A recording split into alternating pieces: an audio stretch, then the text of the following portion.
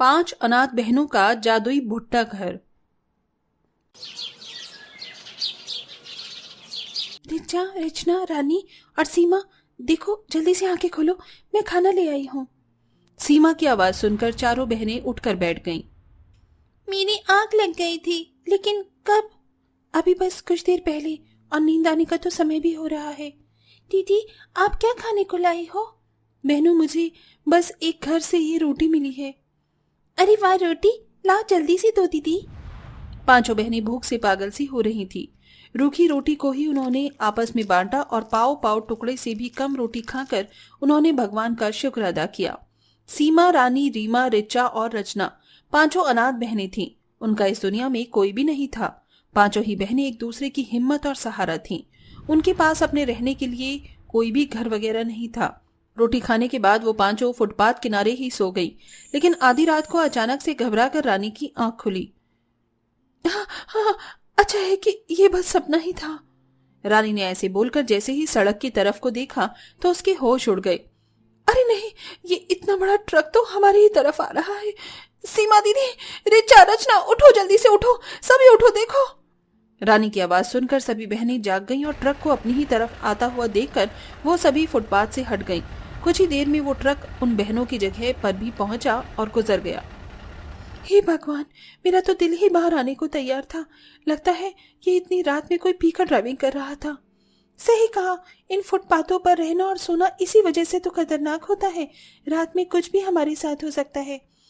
अगर हम यहाँ से ना हटते तो हमारा कीमा बन जाता। दीदी, मुझे नहीं लगता कि ऐसे 5-5 जवान लड़कियों को यूं सड़क पर भटकना सही है। हमारे रहने के लिए भी एक घर होना चाहिए। कह तो तू ठीक ही रही है रानी, लेकिन एक घर बनाना आसान नहीं है। अभी तो हमसे 2 वक्त की रोटी नहीं कमाई जाती, तो घर क्या हम खाक खरीदेंगे? पांचों बहनें ऐसे ही बातें करने लगी। अब इस घटना के बाद उन्हें नींद भी नहीं आ रही थी। बातों ही बातों में सवेरा हो गया और रात भर की जगी बहनों को बहुत जोरों से भूख भी लगने लगी। बहुत भूख लग रही है दीदी, कुछ खाने को है क्या? कहाँ कुछ खाने को होगा, खैर ठहरो, मैं किसी चीज का इंतजाम करती हूँ। सीमा और रानी दोनों अपनी बहनों के लिए कुछ खाने को ढूंढने निकल गईं। लेकिन बहुत ज्यादा सवेरे का समय था। ऐसे में ना तो कोई दुकान खुली थी और ना ही सड़क पर कोई था जिससे कि वो मदद मांग पाती। दोनों बहनें खाली सड़क पर भटक ही रही थी कि उन्हें रास्ते में 2 लड़के मिल गए।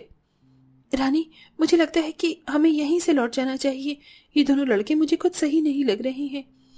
सही कहा दीदी, आज के दौर में पता नहीं है कि कौन इंसान के रूप में जानवर निकले, और ऐसे खाली सड़क पर तो बिल्कुल भी नहीं। चलो यहाँ से चलते हैं। सीमा और रानी घबराने लगी और वहां से वापस जाने लगी। वो दोनों लड़के भी उनके पीछे पीछे ही आ रहे थे। सीमा दी, ये तो हमारा ही पीछा कर रहे हैं, अब क्या करें? बस चुपचाप चलती रहे। सीमा और रानी दोनों ही बुरी तरह घबरा गई थी। कुछ दूर तक चलने के बाद जब उन्होंने पीछे देखा तो कोई नहीं था। लगता है कि हम बेकार में ही घबरा रहे थे। सही कहा, हम कुछ ज्यादा ही सोच रहे थे। लेकिन रानी, इस तरह हम कब तक ऐसे सड़कों पर भटकेंगे? ये दुनिया जानवरों से भरी पड़ी है और अकेली 5 लड़कियों को ऐसे सड़क पर सुरक्षित नहीं है। सही कहा दीदी, चलो हम पहले कुछ खाने का इंतजाम करते हैं और उसके बाद एक घर ढूंढेंगे। दोनों बहनें सड़क पर भटकने लगी, लेकिन उन्हें आसानी से कुछ खाने को नहीं मिला। ऐसे ही उन्हें सुबह से दोपहर होने को आई और भटकते हुए वो एक भुट्टे के खेत में पहुंच गईं। दीदी, ये यहाँ इस सुनसान जगह में किसका खेत हो सकता है? पता नहीं, अभी हमें ये सोचने से ज्यादा कि ये खेत किसका है, भुट्टे ले लेने चाहिए। आज हम इन्हें ही आग पर सेक कर खा लेंगे। ठीक कहा दीदी, और जल्दी से ले लेते हैं, इससे पहले कि कोई आ जाए। दोनों बहनों ने मजबूरन उस खेत से भुट्टे तोड़ना शुरू कर दिया। अभी उन्होंने 2 से 4 भुट्टे ही तोड़े थे कि तभी खेत की घास में हलचल होने लगी। कौन है वहाँ? रानी भाग, लगता है कि कोई आ गया है। दोनों बहनें भागने ही वाली थी कि तभी उन्हें एक आवाज आई। रुक जाओ, कौन हो तुम? जी जी जी, हम तो बस। कितनी गलत बात है। जिन लड़कियों को देश का फूल कहा जाता है वो अपनी ही जगह से चोरी कर रही है। अब मैं तुम्हें इस चोरी की सजा दूंगा। दोनों बहनों ने पलटकर देखा तो वहां पर एक भुट्टा खड़ा हुआ था जिसके इंसानों जैसे आंख, नाक, हाथ, पांव थे और साथ ही उसका कद और आकार भी काफी बड़ा था। दोनों बहनें उसे देखकर चौंक गईं। एक बोलने वाला भुट्टा? बोलने वाला भुट्टा नहीं, भुट्टन जी बुलाओ मुझे, और अब ये भुट्टन तुम्हें चोरी की सजा देगा। ना ना नहीं नहीं बुट्टन जी, हमें कुछ नहीं कीजिएगा, हमने ये जानबूझकर नहीं किया है, हमारा विश्वास कीजिए। जो भी हो, चोरी करना गलत है और अब तुम्हें इसकी सजा मिलेगी। अभी भुट्टन बस उन पर अपने जादू को चलाने ही वाला था कि तभी पीछे से रिचा, रचना और रीमा आ गई, जो भूख से बिलबिला रही थी। दीदी आप कहाँ रह गई थी? हम कब से आपका इंतजार कर रहे थे, कुछ खाने को मिला क्या? तीनों लड़कियों को ऐसी अधमरी और बेचारी हालत को देखकर भुट्टन को उनके ऊपर तरस आ गया और उसने रानी और सीमा से पूछा, क्या तुम सभी बहनें हो? हाँ हम बहने ही हैं, हम इन्हीं के पेट के खातिर यहाँ थोड़े से भुट्टे ले रहे थे, लेकिन अगर आपको बुरा लगा तो कोई बात नहीं, हम चले जाते हैं। नहीं नहीं, रुक जाओ। मैं गलत था जो तुम्हें गलत समझ रहा था। तुम तो अच्छे इंसान हो और हालातों से परेशान हो। मैं तुम जैसे लोगों की मदद करता हूँ। चिंता मत करो, मुझे बताओ तुम्हें क्या चाहिए, मैं तुम्हें दूंगा।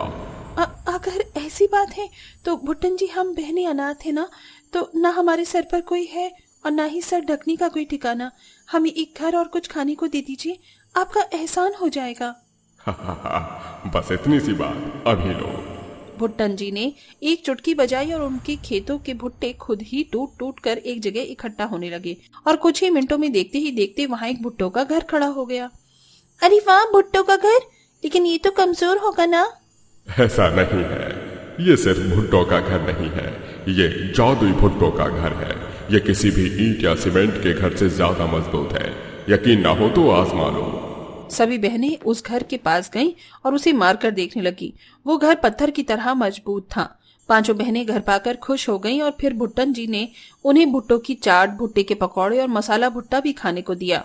इस घर में और भी बहुत से जादू है, मैं जो तुम्हें नहीं बताऊंगा, लेकिन हाँ, एक एक करके तुम सब कुछ जान लोगी। मैं चलता हूँ। ऐसे बोलकर वो जादुई भुट्टा वहां से गायब हो गया। पांचों बहनें अपने भुट्टे के घर में आईं और उसे देखने लगी।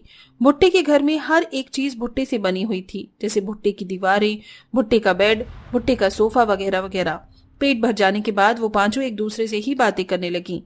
घर तो मिल गया, लेकिन कुछ काम भी तो हाथ में होना चाहिए, वरना हम भूखे ही भटकते रहेंगे। सीमा ने ऐसे बोला ही था कि तभी उनकी एक दीवार चमकी और उसमें से एक कागज गिरा। ये क्या है? लिखा है, घर में जो बाई तरफ दीवार है वहां से तुम जो चाहो वो मांग सकती हो। अगर तुम कुछ बेचना चाहो तो बेचने के लिए भी मांग सकती हो। अरे वाह, हमारा जादुई घर तो हमारी मदद कर रहा है। पांचों बहनें खुश हो गई और उस दीवार के पास चली गईं। वहां से उन्होंने सामान मांगा और सड़क पर तले हुए भुट्टे, कॉर्न, चाट, मसाला भुट्टा वगैरह वगैरह बेचना शुरू किया। जादुई भुट्टो का स्वाद इतना ज्यादा रसीला था कि लोग उसे बहुत पसंद कर रहे थे। इसी तरह से अब पांचों बहनों को रोजगार मिल गया था। अब वो कमाती थी, जिससे कि छोटी बहनें स्कूल भी जा रही थी और अब उनके दिन बदल चुके थे।